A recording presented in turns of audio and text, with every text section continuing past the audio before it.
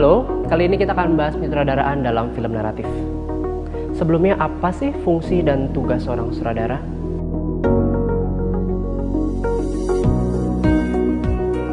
Kalau kalian sudah pernah membuat film pendek, tentu kalian sudah memiliki gambaran tentang apa saja fungsi dan tugas seorang sutradara.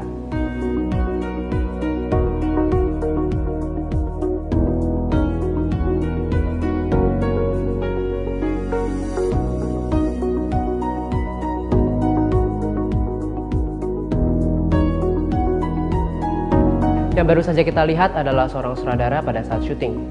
Tapi apakah seorang sutradara hanya bekerja pada saat syuting saja? Untuk membahas hal ini, mari kita melihat tahapan-tahapan dalam pembuatan film pendek. Secara umum, proses pembuatan sebuah film terdiri dari 3 bagian. Yang pertama adalah praproduksi atau masa persiapan.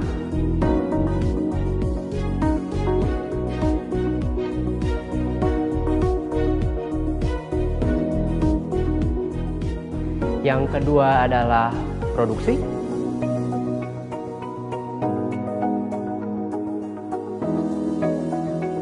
Dan yang ketiga adalah pasca produksi. Adalah masa di mana seorang sutradara menyelesaikan editing, tata suara, dan hal-hal lain yang perlu diselesaikan hingga filmnya siap untuk ditayangkan.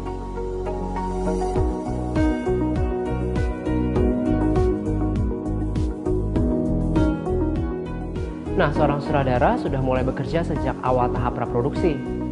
Bahkan kadang-kadang sejak ide tersebut pertama kali muncul. Bisa dibilang dialah yang akan mengarahkan semua tahap dalam pembuatan sebuah film. Untuk menjadi seorang sutradara dibutuhkan kreativitas, keuletan, dan kemampuan untuk mendorong tim memperoleh hasil kerja yang terbaik. Seorang sutradara terlibat sejak awal masa persiapan syuting, selama syuting, hingga editing selesai dan film siap untuk ditayangkan. Jadi bisa dikatakan bahwa seorang sutradara harus memiliki gairah yang sangat besar, karena kadang melalui semua proses dalam pembuatan film bisa jadi sangat melelahkan. Untuk menjalankan fungsi dan tugasnya, seorang sutradara membutuhkan visi, keuletan, kreativitas, dan kemampuan untuk bekerja keras. Meski demikian, seorang sutradara tidak boleh lupa bahwa film adalah sebuah kerja kolektif di mana ia harus bisa bekerja sama dengan banyak kru lainnya. Adalah tugas utama seorang sutradara untuk dapat mengarahkan semua kru dan aktor agar mereka semua dapat memahami setiap kebutuhan dalam penceritaan yang dia inginkan, agar semuanya dapat bekerja sama dengan baik. Selanjutnya kita akan membahas tentang pekerjaan sutradara dalam konteks produksi film pendek naratif. Secara sederhana, film naratif adalah film yang menuturkan cerita, biasanya fiksi dengan alur yang sudah ditulis di dalam sebuah skenario. Film naratif memerlukan cerita yang runut, pengembangan karakter, dan dramaturgi. Salah satu formula yang paling sering dipakai adalah menyusun cerita dengan tahapan sebagai berikut: pengenalan, konfrontasi, dan resolusi. Secara sederhana, pada tahap pengenalan kita akan memperkenalkan tokoh utama dan situasi yang dihadapi. Aku terlahir buta total, dan sejak masih kecil, aku sudah harus berjuang untuk hidupku sendiri. Kehadiranku sempat tidak diinginkan. Aku merasa hidupku saat itu tidak adil. Aku harus sendirian dengan keterbatasanku. Biasanya, situasi tersebut membutuhkan penyelesaian masalah. Pada tahap konfrontasi, si tokoh utama harus menghadapi rintangan-rintangan untuk menyelesaikan masalahnya. Hingga pada tahap resolusi, tokoh utama sudah berhasil menemukan penyelesaian masalahnya, bisa dalam happy ending ataupun tidak. Dalam membuat film, kita harus perhatikan 2 hal penting. Yang pertama adalah rangka film, yaitu adegan-adegan utama yang mengisi film tersebut. Dan yang kedua adalah rangka karakter di dalam film, yaitu bagaimana karakter tokoh utama kita berkembang. Berikut contohnya. Sekarang, aku memiliki banyak sahabat yang merindukanku di rumah.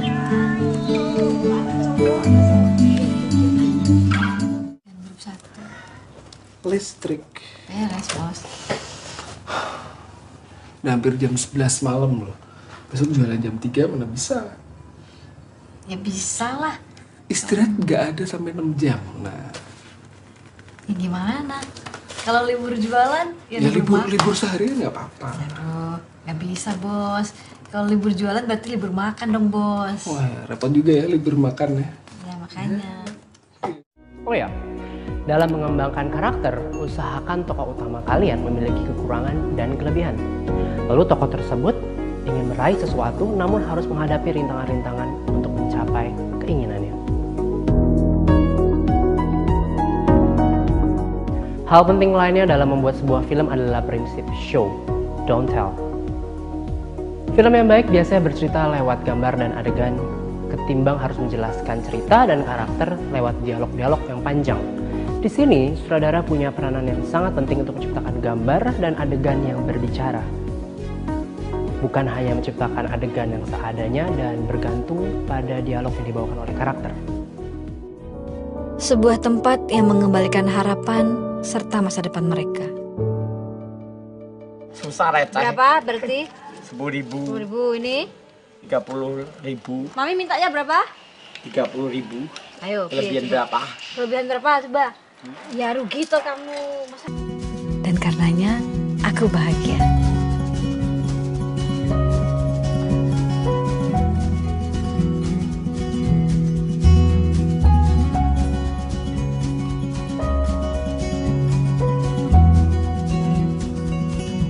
Akan sangat membantu jika kalian bisa membuat daftar apa saja yang hendak kalian syuting pada hari itu. Lalu cobalah buat jadwal sederhana untuk kalian komunikasikan pada segenap kru dan aktor. Sempatkan untuk berdiskusi dan berlatih bersama mereka.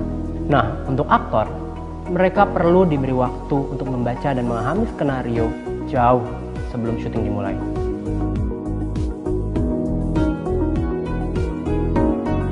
Membuat adegan yang menarik dalam film perlu latihan. Jadi jangan segan untuk terus berlatih. Seorang sutradara harus dapat mengarahkan semua kru dan aktor untuk dapat mewujudkan hasil kerja yang maksimal.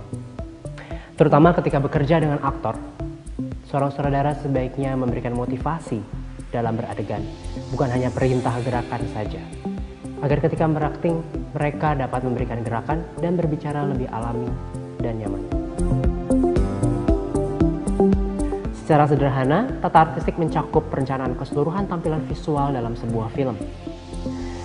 Di dalamnya termasuk skema warna, set, lokasi, dekorasi, properti, kostum, hingga tata rias wajah dan rambut. Semua ini perlu direncanakan sejak awal masa persiapan film. Biasanya pekerjaan ini dipimpin oleh seorang production designer, tentu atas arahan sutradara. Karena bagaimanapun juga, sebuah film adalah hasil interpretasi sutradaranya. Demikianlah tadi hal-hal yang perlu diperhatikan dalam mempersiapkan dan membuat film pendek naratif, terutama dari sudut pandang seorang sutradara. Seperti kata peribahasa Allah bisa karena biasa, segeralah buat film pendekmu untuk jadi ajang berlatih menjadi seorang sutradara. Saksikan juga video lainnya membahas tentang teknik kamera dan editing. Sampai jumpa.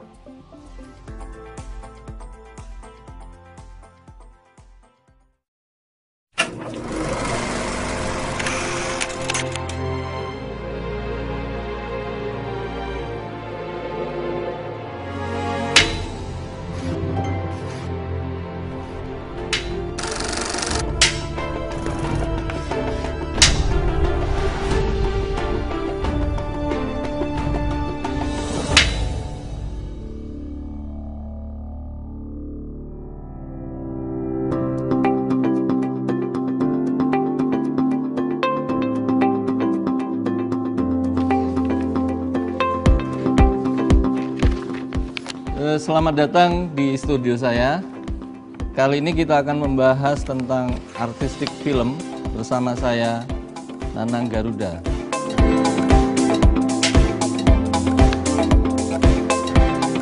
Tata artistik film adalah seni bertutur secara sinematik. Ada dua pelaku penting dalam tata artistik film, yakni perancang artistik dan penata artistik.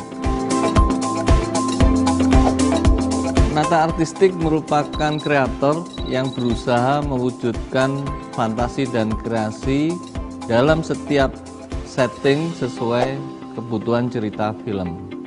Sedangkan perancang artistik memiliki jangkauan kerja yang lebih luas, menyangkut konsep, jadwal, dan budgeting. Namun dalam produksi skala kecil, dua peran ini sering digabungkan. Pekerjaan artistik dilaksanakan oleh sebuah tim, diantaranya terdiri dari asisten penata artistik, juru gambar,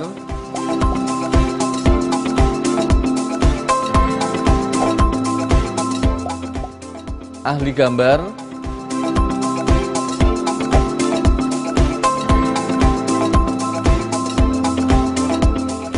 ini adalah storyboard yang dibuat oleh ahli gambar yang berisi rangkaian adegan. Fungsi storyboard untuk pemandu saat pengambilan gambar. Modeler,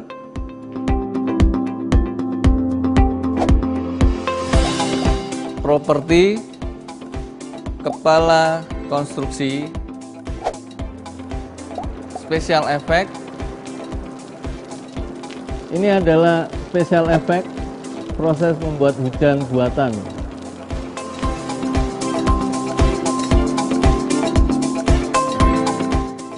Kostum,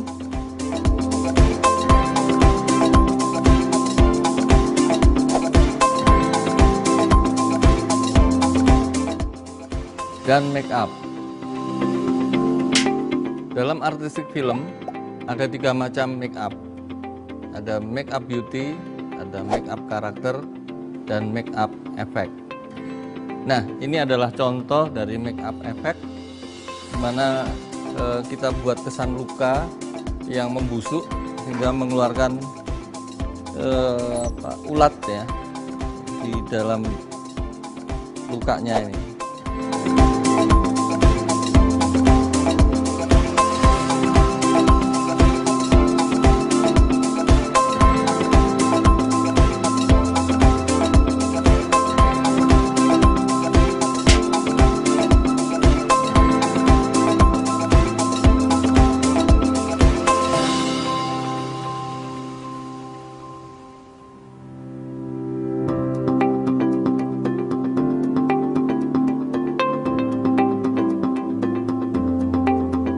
Nah, ini adalah salah satu contoh make up karakter.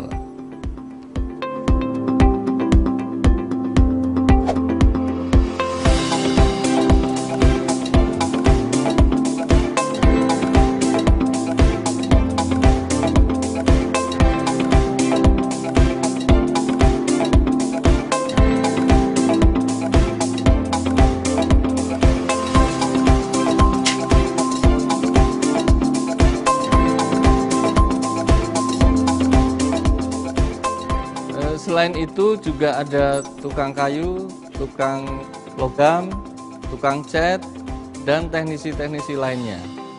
Tidak semua bagian ini ada dalam tim artistik. Semua tergantung kepada budgeting dan kebutuhan film itu sendiri.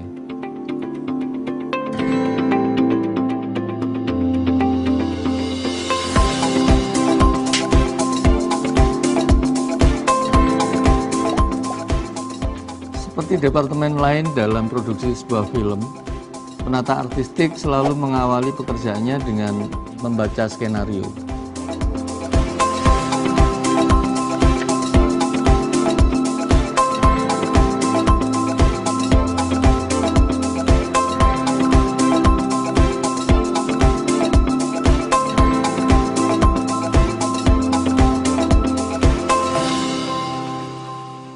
Ada beberapa hal penting yang menjadi perhatian penata artistik pada tahap praproduksi, yakni lokasi, budgeting, jadwal, dan progress chart. Nah, jadi kita lanjutkan meetingnya hari ini. Saya ingin laporan dari beberapa divisi, ya. Ini yang terkait dengan film ini aku fokusnya pada kostum.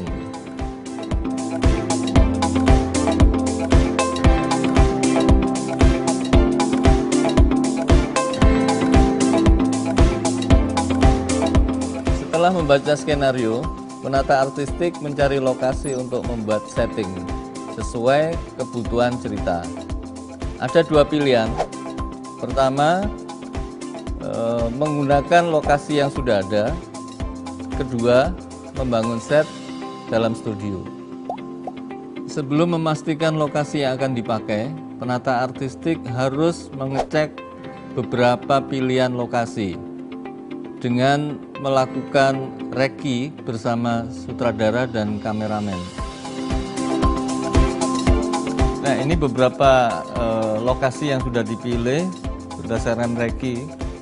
Nah, ini ada ruang keluarga, ini tampak depan dari rumah yang akan dijadikan setting lokasi, yang nuansanya sesuai sekali dengan skenario. Saat reki, penata artistik mengumpulkan data sebanyak mungkin tentang lokasi, misalnya dengan memotret, mengukur, membuat sketsa, mengetahui topografinya, dan memastikan kondisi cuaca. Tidak hanya sempurna dari segi bentuk, lokasi juga harus mempertimbangkan lingkungan sekitarnya. Misalnya, ada lokasi yang bagus namun tidak memiliki pencahayaan yang cukup karena tertutup dengan bayangan bangunan di sekitarnya. Atau ada juga lokasi yang tertutup kabut di jam-jam tertentu. Semua itu menjadi pertimbangan karena tugas penata artistik adalah membantu sutradara menemukan lokasi yang tepat. Ada hal penting yang diperhatikan saat memilih lokasi. Pertama, perizinan lokasi. Kedua, nomor kontak pribadi pemilik lokasi.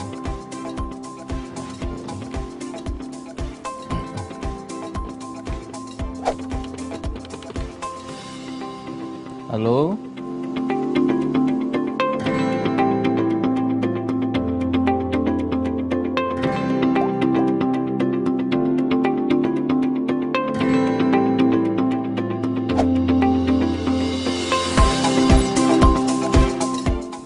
Terkadang kita perlu mengadakan beberapa sentuhan agar menghasilkan visual yang artistik dan estetis.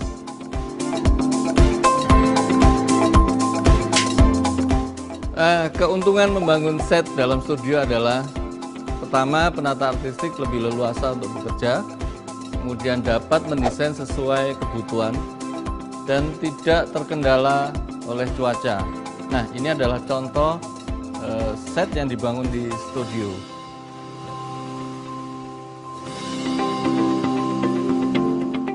Demikian proses kerja artistik film.